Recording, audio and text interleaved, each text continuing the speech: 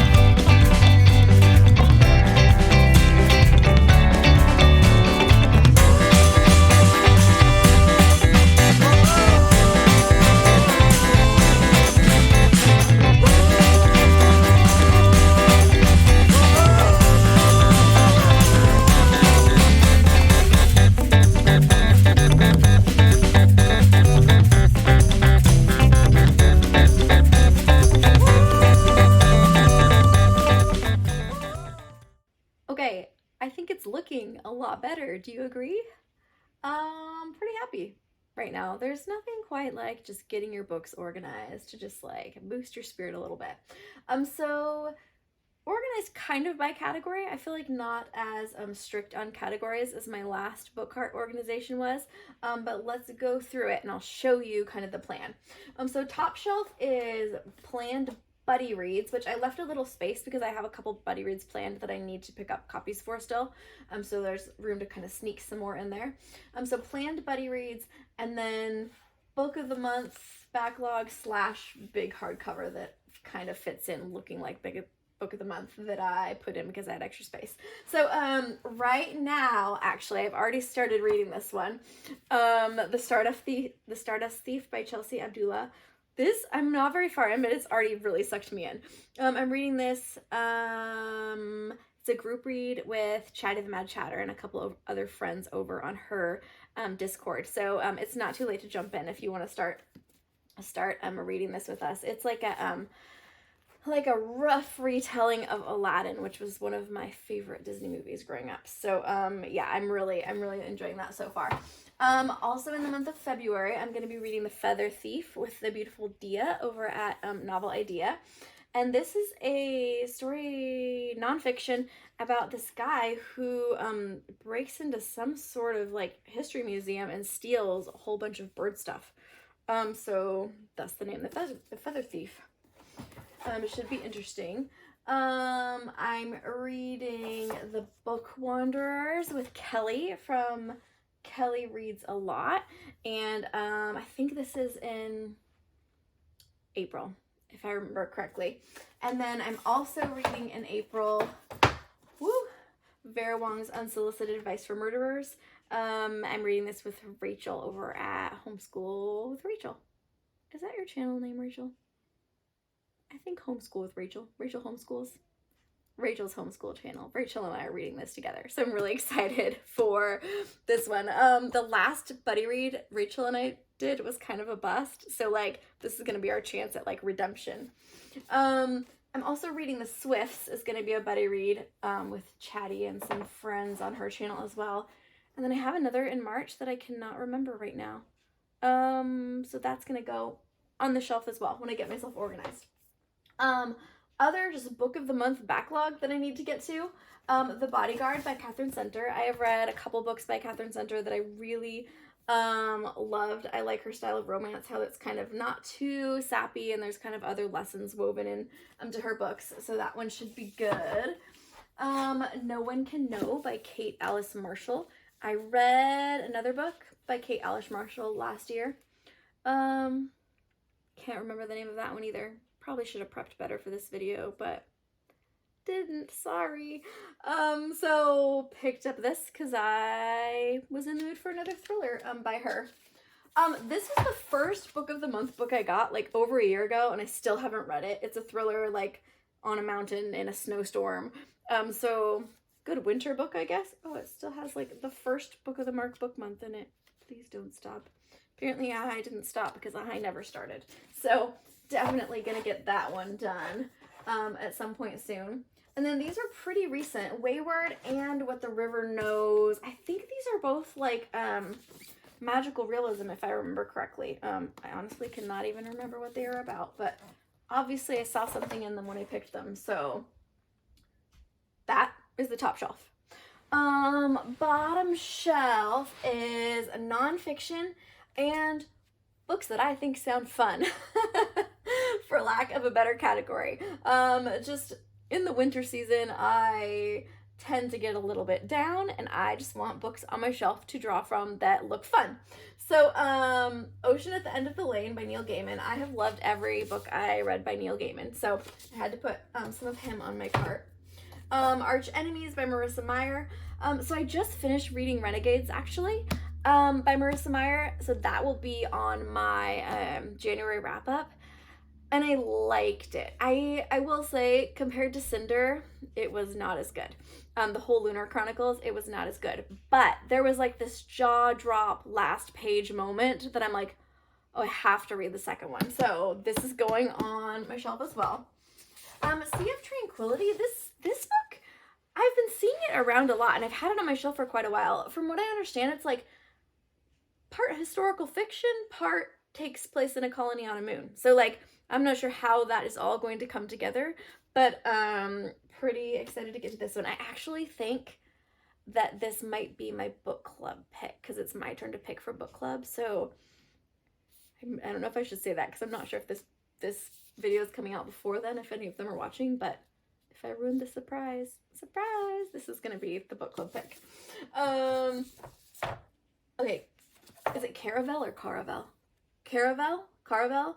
This is just like a fun fantasy that I've seen everywhere and everyone says it's good. So this is one I want to try and sounds fun.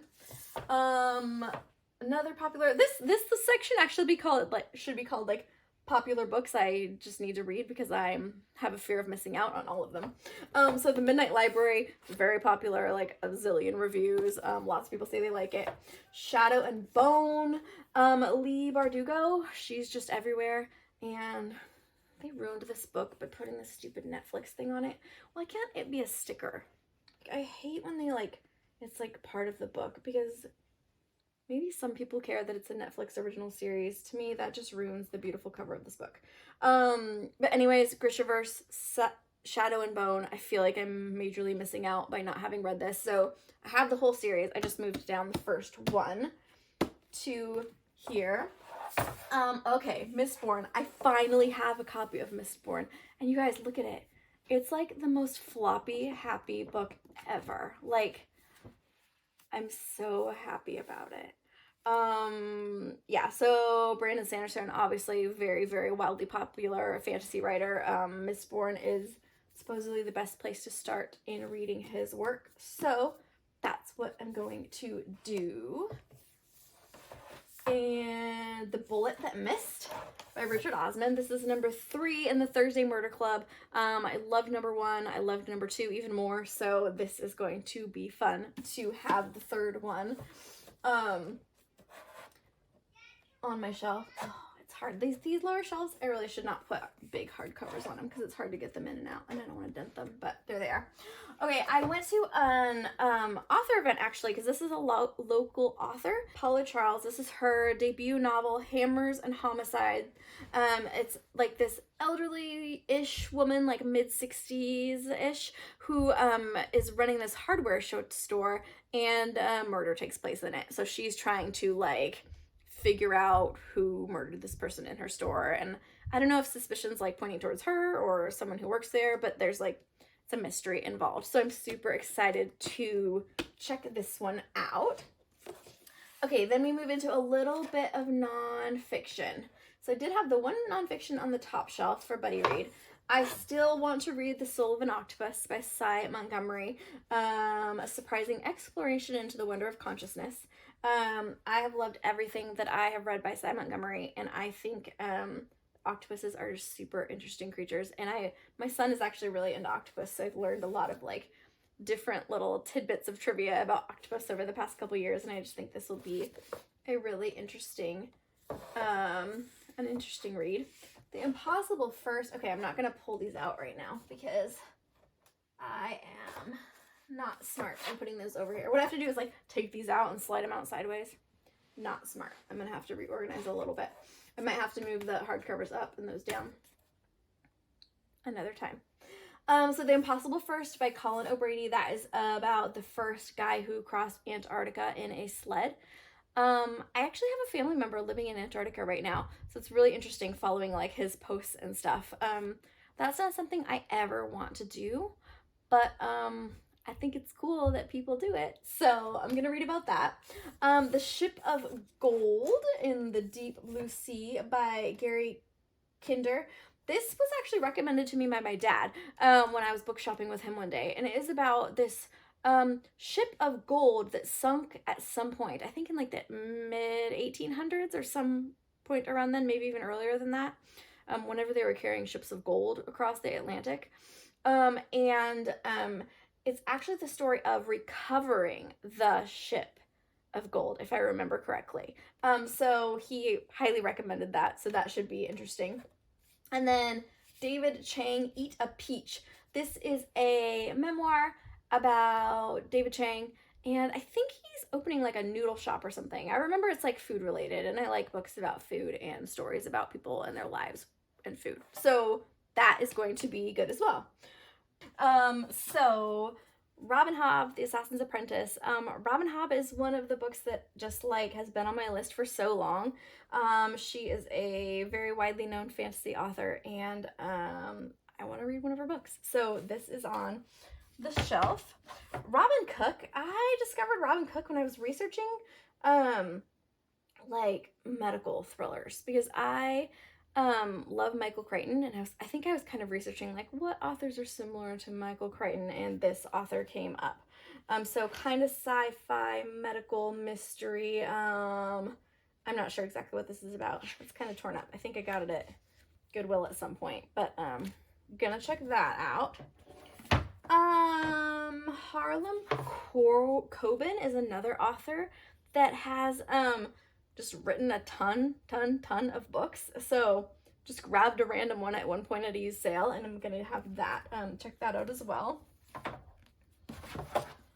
Holly Black. I have not read any Holly Black books, and I found this one used, and I was like, oh, well, that seems like a good place to start. I think it's a standalone. I know Holly Black has like a lot of series, or at least a couple popular series. So I know nothing about this, but I know Holly Black is really popular, so we're gonna check her out as well. I've had so many of these books for so long, and it feels good just to like get them on here and start weeding through some of them because I want to read the books on my shelves. Having them here and separate from other books that I can just focus on will be really helpful. Mary Higgins Clark, another popular author, along with James Patterson. I want to try these authors because they have written probably hundreds of books, and I want to see what it's all about. Oh, I pulled out the hardcover. Talia. There you go. See, you just have to go at an angle. The angle is key with the bottom shelves of the book cards. Terry Pratchett, Color of Magic. I talked about this pretty recently on my channel. And it's funny, I got mixed comments because some were like, you can't start with the Color of Magic. You have to start somewhere else. And some were like, oh, it's fine. Start wherever. Here's how I feel about Discworld. If I am going to, I mean, this series has like a whole bunch of books, like 50 or something, like a lot of books in it. If I read any of them and they like suck, then I'm just probably not going to read anymore. So I'm just going to read this knowing that this maybe is not the best one, but if I hate it, I'm not going to read anymore. And if it's okay, then I can be like, oh yeah, maybe I'll try another. You know what I mean? But I won't, if I don't love this, it won't turn me off to like the whole series. But if I hate it, I will. Because if an author reads a book that I totally hate, I'm probably not ever going to read anything by them ever again. See my thoughts on, what's her name? Oh, Naomi Novik. Read Spinning Silver, loved it. Read, what was that other book that I read? I don't know. I read another book by her and I hated it so much. I literally will never read another thing by her ever again. So, okay, 3. Actually, I don't think this is a cozy mystery. Louise Penny is another like author that I just see around a lot. And I found this book cheap at some point. So it's like a mystery thriller that I'm going to read. And then I have 2 cozy mysteries that came over from my cart from fall that I didn't get to. Fatal Fixer-Upper and Live and Let Try. I still want to read these cozy mysteries. And there is still winter weather coziness left here. So yeah, I'm going to do that at some point. So this is the plan for end of winter / moving into fall. And I'm pretty happy with it. I'm pretty happy with the way it looks. I'm pretty happy with like the genres that are available. And it's like I can mood read, but mood read a little bit more tailored to a general plan. Yeah. What do you think? How does it look? Have you read any of these? Are there any that you're like, oh, Talia, don't even try, just put it on your Pango account right now. Try to sell that baby. Don't waste your time on it. Let me know. I also like, I need to have them like pushed up flat like this, because then if they're like closer to the front, then it's harder for me to like just drop a bunch of crap in there. Like, can't let the bandanas fit. The bandanas take over everything if you let them. Okay. I think that's all. I hope you guys are doing well, wherever you are. I hope you take some time today to read a good book or two. And if you are having a bad hair day, just wear a bandana.